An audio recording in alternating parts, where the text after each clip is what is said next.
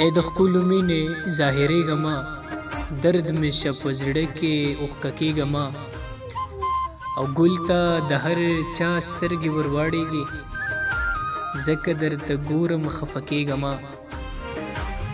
دا لا څه پښتو ده چې دې هېر کړمه، داسې پښتو وکړه را یادېږمه، او نه غواړم عیشونه درنه نه غواړم، ای د ځوانۍ عمره خو تېرېږمه.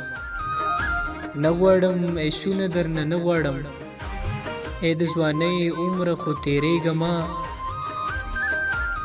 ای د ګلو څانګې ملا دې ماته شوه، ګوره آینې ته خو شرمېږمه.